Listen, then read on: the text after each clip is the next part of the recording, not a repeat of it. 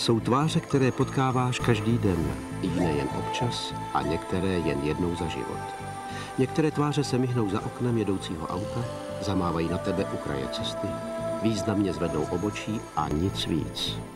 Rychle zmizí rozmazané a vybledlé. Bez výčitek je házíš za hlavu. Jiné se ti připomínají neustále, ačkoliv už dávno nevíš, kde jsi je viděl poprvé a komu vlastně patří. Přepadají tě bez varování a vybavují se v nečekaně ostrých konturách. Jsou neodbytné a nutí k přemýšlení.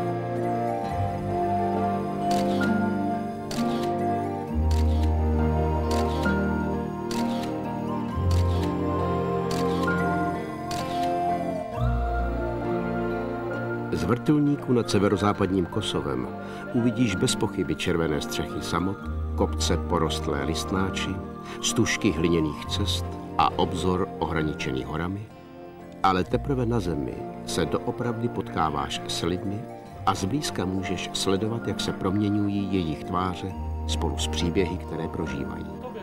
Jo, sedí vedle mě, já ti ho dám. Vodička, příjem.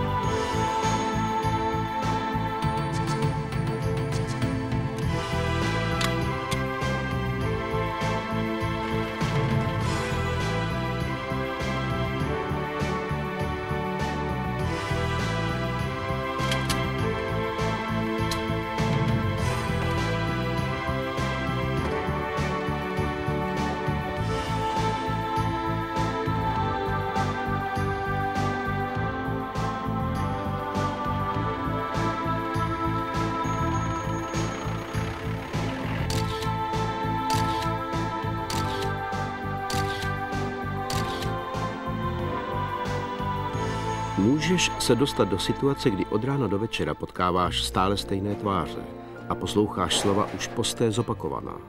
Všechno už bylo řečeno, všechno převyprávěno. Každé slovo navíc působí jako rozbuška. Pak je důležité naučit se číst v kruzích pod nevyspalýma očima, ve vráskách nad obočím a kolem úst. Usnadňuje to případnou konverzaci, ale také mlčení. V takové situaci máš dost času na řešení problému, jaké tváře máš rád. Barevné a šťastné tváře z televizních reklam, tváře úspěšné, suverénní a odhodlané, tváře nabité optimismem, které tě přesvědčují o snadnosti naplnění každého tvého snu. Nebo každodenní tváře kamarádů a vzácné tváře blízkých, které si načas opustil.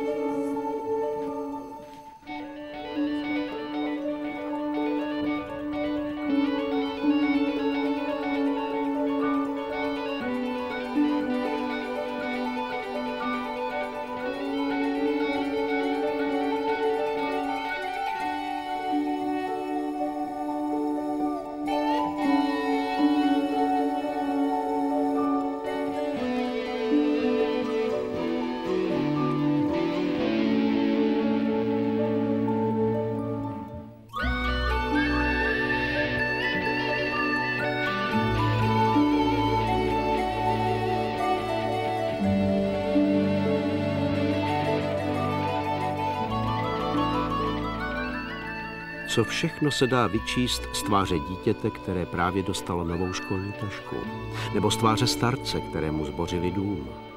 A co všechno se dá vyčíst z tváře vojáka v cizí zemi, v cizích horách.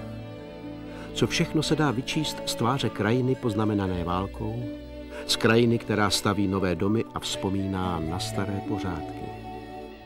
Tvář může být otevřené okno s vůní čerstvé kávy, která zve dovnitř, ale také na zámek zavřená vrata na konci lesní cesty. Tváře lidí a krajiny se navzájem ovlivňují, jsou si podobné a tak je třeba hledat tváře zjevné i ukryté.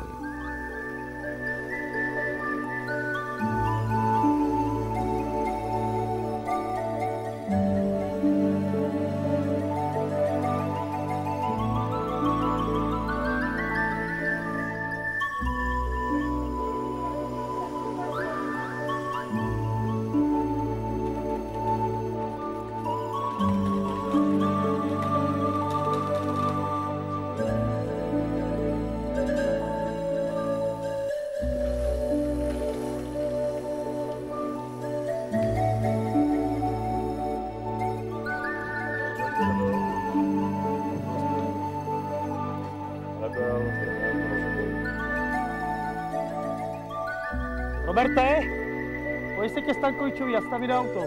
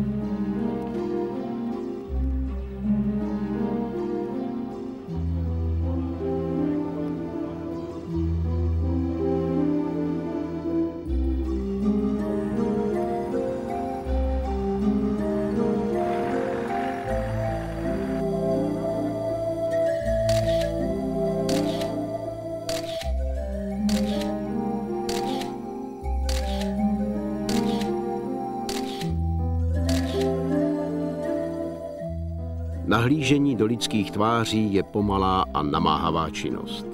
Zapomeň na auta, vlaky a letadla. Je třeba nachodit stovky a stovky kilometrů a vysedět nebo vystát bezpočet důlků. Je třeba znovu a znovu se zastavovat a neustále ohlížet. První dojmy se nedoporučují. Lidé nemají rádi, díváš-li se jim na ruce při práci. Mají pocit, že něco dělají špatně. Trvá nějaký čas, než si na tebe zvyknou a přestaneš jim vadit. Právě tak nemají rádi, když se jim upřeně a dlouho díváš do tváře. Bojí se, aby neprozradili svá tajemství.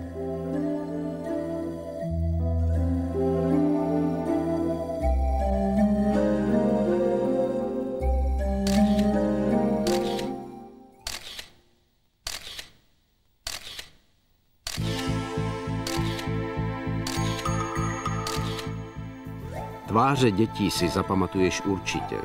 Tváře a oči.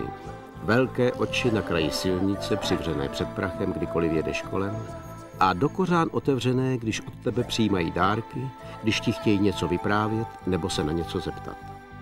Připomínají ti tváře a oči všech dětí, které jsi kdy viděl, které máš doma, nebo které teprve budeš mít.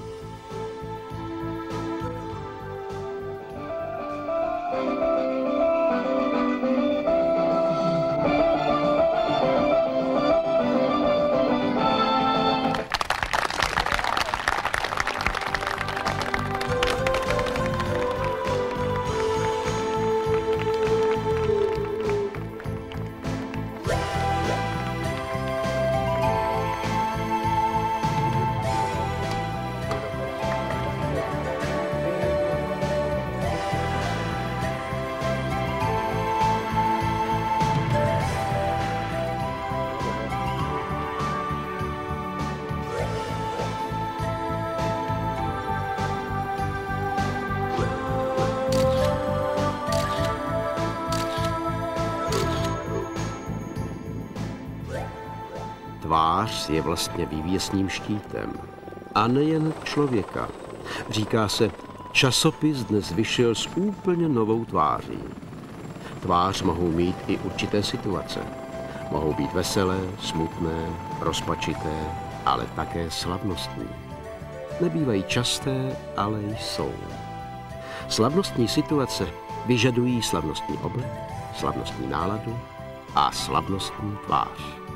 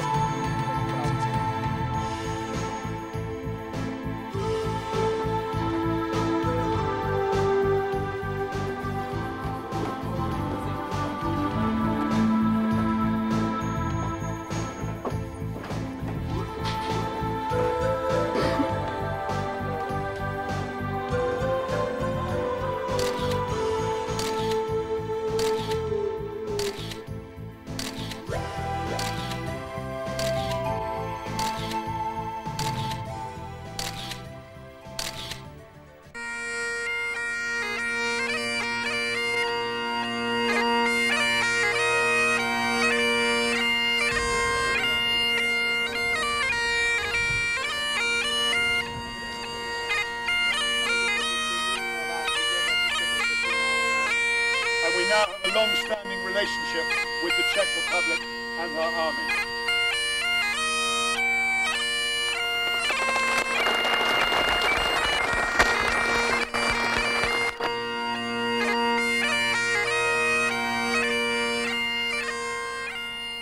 Člověk, který se vrací z cest, obvykle tvrdí, že poznal novou zemi a nové lidi.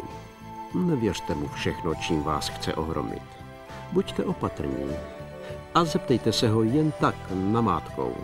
S kým polikal pot a prach na cestách necestách? S kým se potkal na úzké kamenité cestě horského průsmyku? A s kým tahal zapadlé auto z blátivého Brodu? A hlavně se ho zeptejte, kolik tváří ze své cesty si skutečně pamatuje.